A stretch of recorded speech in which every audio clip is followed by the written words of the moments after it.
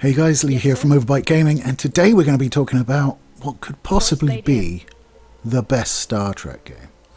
And that game is Star Trek Bridge Commander. Now, back in the day, there weren't a whole bunch of options for this style of game in the Star Trek universe. So you had stuff like Armada, where you were commanding fleets of ships. So you had Star Trek Command, which was in third person. And you had, what else? Elite Force, it was first-person shooters. Klingon Honor Guard, the same sort of thing. But you never really had that whole captaining experience until Bridge Commander came out. Now, it's kind of been a little bit sort of put on the back burner nowadays with Star Trek Bridge Crew allowing you to do the same sort of thing, but in VR and in multiplayer. But for me, Bridge Commander did it the best, simply because you didn't need to have other people. There was a storyline and characters that were far in excess of what Ubisoft's offering brought to the table, primarily because it wasn't there to be particularly story-centric. It was more of like, look, you can run a starship in VR and it's cool, and you can do it with your mates, which is cooler. So there. So, Starship Bridge Commander, you start off having taken over command of the USS Dauntless, a Galaxy-class vessel. You're brought up to speed over your first, I think, mission or two by Captain Picard, and then Data comes in for a little bit as well, as you investigate a mystery surrounding the destruction of Starfleet and Romulan vessels. And it involves a rogue Cardassian faction and an alien race they've kind of buddied up with. Suspicious in what way? It's just a super good time. You sit in the captain's chair essentially, and you look around with your mouse, and you look at your crew member you want to command. You give a click, it brings up their menu. You can ask them to do stuff, and then right click, come out, and you can watch the view screen go by, all that sort of thing. And it just does a really good job of emulating the feeling of being in command of a starship. Now, the version I'm using is the newly released GOG version. It came out with, I think they released like 7 Star Trek games when they brought out Armada. I have tweaked it a little bit, so it's running in a widescreen format, although it's not perfect. Some of the textures seem to be properly converted and not sort of stretched out, where other ones don't. So, but it is a mod. It's not like an official update or anything like that. So it's got to be expected. There might be a few rough edges. Generally speaking, it does a good job. Sometimes the view screen picture isn't centered, so it's kind of blown up, and like half the picture is down below the view screen, but it doesn't really detract that much from the gameplay. Certainly all the external views, the ships have been redone, and that all looks very nice, and it runs at modern resolutions, which is also great. In fact, I did mention it to my mate Bungle when he came round, and we wanted to try Armada after seeing the video. So he came round, and I said, it's still not better than Bridge Commander. And he's like, I've never played that. And I'm like, so after spending about an hour and a half trying to get it to run off the disc, which to be fair, about an hour of that was waiting for the disc to copy onto the hard drive because it's full of little files, and I think they kind of gave up on CD and DVD technology when fast internet speeds came in. It just didn't go very fast at all. But we eventually did it, still couldn't do it, so I just thought, why don't I check GOG? I checked GOG and it was on there, so there you go. But he has now purchased it. He purchased it actually the day after that, and I sent him the files to mod it, and he's having fun with it as well. I imagine he'll probably watch this video, so if he's not having fun, I'm sure he'll chime in down below. It is an older game, as you can see. Some of the graphics don't blow up. The ship ones do because they've been modded. It does have an instant action one as well, where you can set up like 2 teams, and you can pick which ship you want to fly.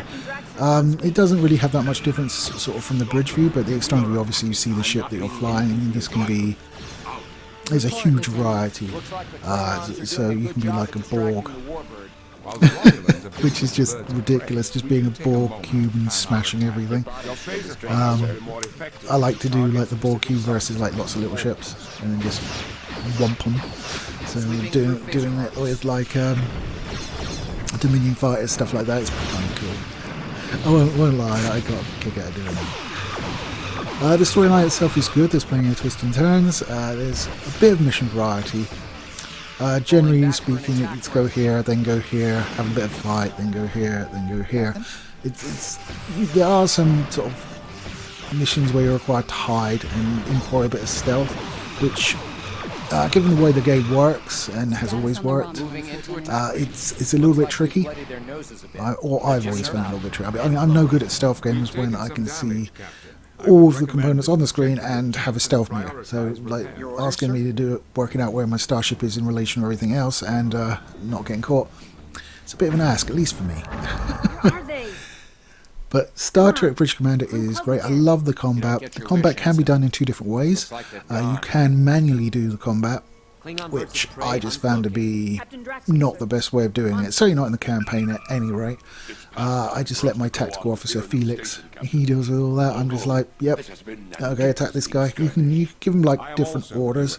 So instead of just like attack this guy, you can ask him to concentrate on different shields. So you may have dropped his top shields, so you might want to like ask him to focus his attacks there.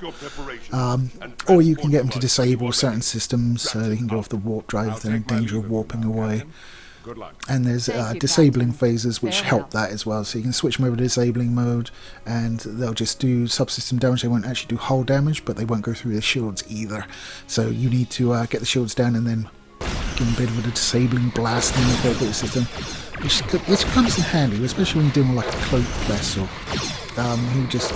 You almost get back to get him, so he cloaks and then you target someone else and then he comes back and shoots you and you're like, oh yeah. It's all very well done. There are like judders and console sort of sparking, surprised to exploding. On the ship, the ship damage has always been relatively nicely modelled as well. So you'll see chunks coming off other ships and off your own ship if you're unlucky. You do get upgraded rather early in the game, so it's not a spoiler, from a Galaxy to a Sovereign class. The Sovereign's a lot better armed and makes combat a bit easier, but I know the Galaxy class is a glass cannon, but come on, who actually likes the Sovereign, really? I mean, no, I was just like a D, man. That was a sort of like my enterprise. I watched like Star Trek as a kid and all that, but I really got into it with Next Gen, so like I'm definitely an Enterprise D now. Like that ship almost became a character in of itself. So like what they did to it in Generations, and well, I mean it's a topic for another time. But the Next Generation movies are pretty much not Next Generation movies. They're just people that look and sound the same as the characters on the show. It's like, yeah, Picard in First Contact turning into Captain Ahab for some reason. That was never done before because, like, of Q, Iborg, that was it. He was clearly shown to have been able to mentally get over any prejudice he had towards them. So him going a bit of a Looney Tunes man in First Contact didn't really make sense, nor did the breaking of the transparent aluminum when the saucer crashed in Generations, because that was stupid. Oh, the windows broke. It's not glass, you fools! Anyway, I'm certainly wandering off topic and exposing my massive nerdiness. It's anything massive about it, unfortunately. Anyway, guys, I thought I'd just give my opinions on the game, which, as you may have guessed, I think is rather a good time. I think it's about £7 or £8 on GOG if you want to try it out. The GOG version does run pretty well. I mean, as I said, I've modded it up a bit using stuff I found on the Nexus.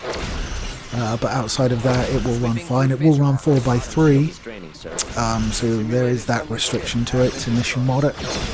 And as I said, the mod for the widescreen stuff isn't perfect, but it gets the job done in most areas. So there's that. So guys, what do you think? Is it the best Star Trek game? Do you think Bridge Crew did a better job of this sort of thing? Bridge Crew was cool, but I just don't like it as much. I don't know whether that's because it was... I know you could get like next gen bridges and stuff, but it was just a very Kelvin game, and I just couldn't get into that. It was like, here, have some mins flare. No, whatever. Anyway, guys, let me know what you think down below in the comments. And as always, take it easy, and I'll catch you next time. Sir, they have hull breaches on multiple decks. Moving into attack range.